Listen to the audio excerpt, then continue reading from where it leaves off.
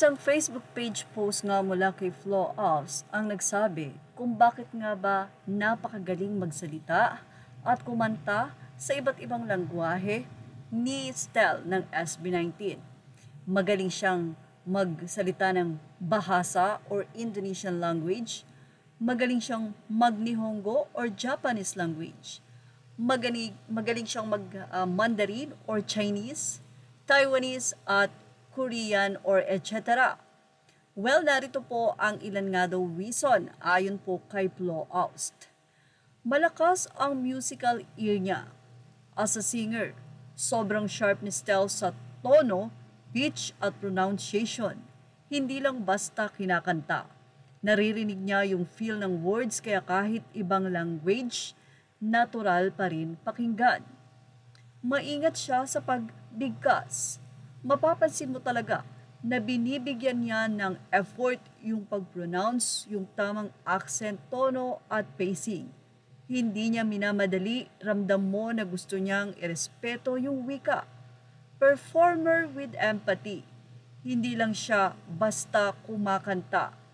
He connects, gusto niyang maramdaman ng audience na uunawaan niya ang kanta kahit anong lengguwahe at yun ang nagiging magic. Exposure and experience with SB19 performing internationally. Siguradong may training o sariling effort si Stel para pag-aralan ng lyrics meaning at tamang pag-deliver.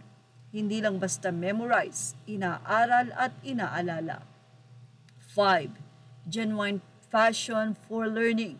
Si Stel, mahilig matuto, mahilig i-challenge ang sarili, kaya kapag may bagong kanta, bagong language, game siya. At dahil may puso, ang galing ng resulta. Kaya hindi lang siya talented, masipag, focus, at may respeto sa kultura ng iba. Isa na naman tong proof na world-class si Stel. Siyempre, nag-agree naman dito ang mga netizen at ayon nga sa kanila, very well said, iba talaga ang Stel. One of a kind with a genuine soul. Wala na akong masabi, nasabi mo ng lahat. Nice words for my forever bube. Love na kita, Cups. Say naman ng isang netizen, gifted and his willingness to learn. Ganun pa man, ang SB19 ay binubuo ng 5 tao. 5 miyembro na nabuo dahil sa unique na husay at galing ng bawat isa na may kontribusyon sa kanilang grupo. Ang dahilan kung bakit minahal at sinuportahan ng marami ang SB19. Ito'y dahil na rin sa kanilang angking galing at kontribusyon kung bakit isang SB19 sa 1 in a million na grupo or boy group na sila Pablo, Stel, Justin and Ken dahil lubhang nabuo sila sapagkat sila ay mga pinagtagpo. Hindi maikakila ang kanilang world class, ang husay at galing, hindi lamang sa pag-awit, sa pagkanta, sa pagsayaw, kundi pati na rin sa pag-uugali. Being a famous like that at nakatungtong ka sa lupa, talaga namang marami ang hahanga.